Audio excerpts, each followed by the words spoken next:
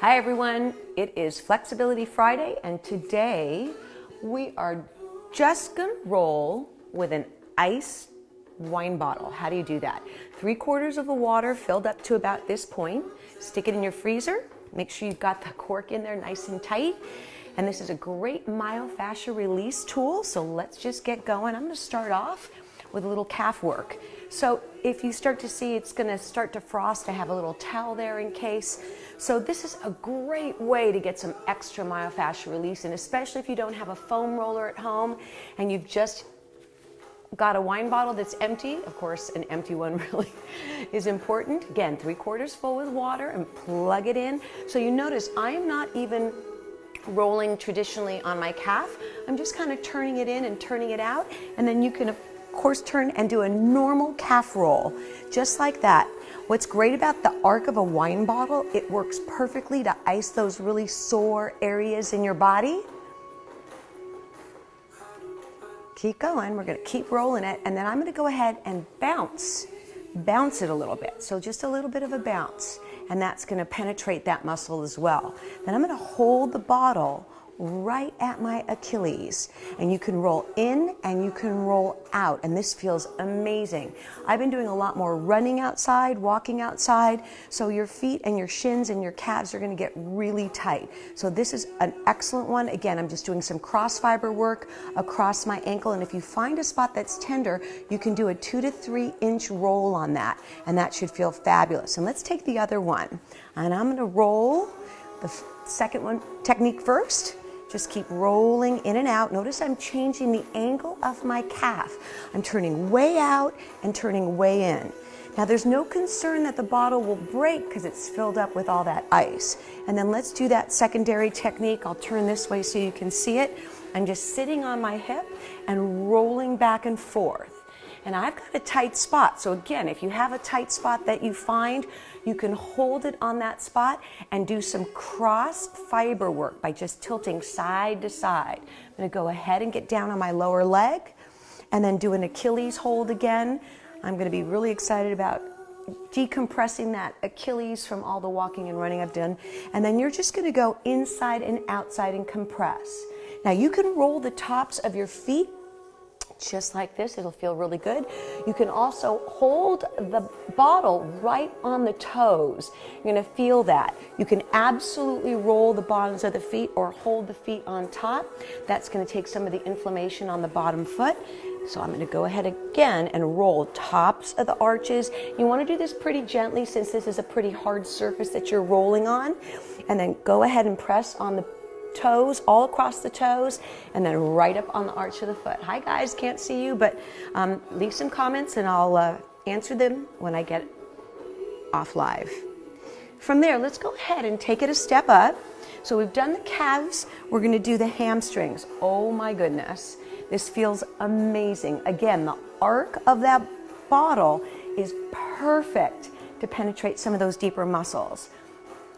And then I'm going to go ahead and I'm going to sit right at the base of my buttocks, top of the hamstring, and I'm just going to add load. So you can go off and on, and you could put as much weight as you need to. And then I'm going to creep down my hamstring all the way down. So as you go down that hamstring, you're going to notice if you've got a really tender spot, you may want to do a little more work in that area. And then I'm going to take the other side. Don't have a long time today. All the way up and down that hamstring. The wine bottle feels amazing. Now I've used a little bit heavier wine bottle. I don't think it really matters once you have it filled up. And it starts to squish around in about 10-15 minutes. So you've got plenty of time. And then on that break between the glute and the hamstring, notice I'm just sitting on that wine bottle, and then you're gonna go on and off, adding load, and notice I'm inching that wine bottle down my hamstring.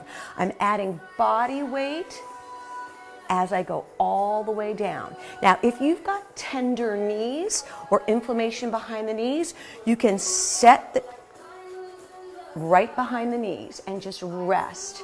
You want to go deeper, you straighten your knees. If you can't do that straight up, you can lean back. It's a great way to take out the inflammation behind the knees. Quick roll on the quad. You go right up to the kneecap. Don't roll across the knee. You can do inside. You can do outside. We're going to do some IT, but right now we're just going to do a little bit of quad rolling. And again, this is just a way for you to figure out if you've got an area that's tender. Now, if your hands get cold, you can always grab a set of gloves, put a towel over it. I happen to really like the way it feels on my hands when it's icy cold. And my quads feel pretty good, but I'll show you another way to get them when we're facing down. From there, let's go ahead and do a quick shin roll. So you're going to go face down, and you're just going to roll outside the bone. Be very careful to not roll across the bones of your shins. And then place it on the front of the ankle for some compression work. You can also tilt side to side on that as well. Let's do the other one.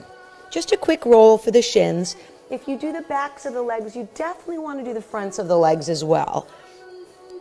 And then I'm going to go right up onto that ankle, add some compression, give it a little time. Feels awesome. And then for the quad, you would do the same thing. I'm going to use one at a time. And notice my back leg is bent. I'm just rolling up and down the quad from the hip flexor, which you can hold, all the way up and all the way down. Oh my goodness. Amazing. Perfect arc. You get that nice cold feel very deep in the muscles. And then I'm just going to switch to this side so that you can see me. Back leg is bent. I'm actually not putting all my weight on my leg. I'm elevated, kind of like I'm in a plank position. You can turn in, you can turn out. I'm going to roll that down a little bit more. Make sure you don't roll across your knee, and if you've got some tender spots, you can hold it there for a moment. I'm going to hold it on my hip flexor because that one's been bugging me for the last couple of days. And then from here, I'm just going to turn sideways. This is the IT roll.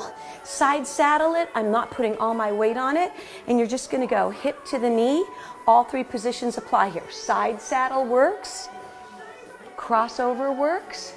And stacking works. But you don't really need to stack because it's a much harder surface that you're rolling on. So just make sure you get the whole IT. And then I'm going to roll it on up here. Sit on my glute. Square four. So the same hip you're rolling on, you're going to bring that leg up and you're going to roll across that butt cheek. Nice and long. The closer the knee is to the floor, the deeper the work. And then I'm going to flip that over. So nice, long reach. I'm going to do the same position on this side, which is a crossover. Hip to the knee for the IT. Turn up, turn down. And then let's do that glute. God, the cold is amazing. So all the way down and all the way up. I'm almost going to the waistline. Then from there, let's go ahead and just lay on it. So I've got it right on my shoulder blades. We're just going to do an easy roll there. Open up the chest. You can roll all the way up and down the back, but I'm just going to do a compression here today. So hold it. Open up the chest. Roll a little higher for your traps. You can do any form of movement side to side. Give it some time so that the cold can settle into any area of your back that's really tight. So I've got a nice spot right at my traps. I'm just going to hold it there. Take a nice deep breath in, open up the chest. And again, you can roll all the way up and down the back. Take a deep breath in, tuck it, and let's finish off with some upper body. So we're just going to do an easy hold. So notice I'm hugging my wine bottle. That sounds really bad. But hug it to penetrate it, and then you can go ahead and roll your forearm. People with tendonitis, this is great. You can do it on a tabletop.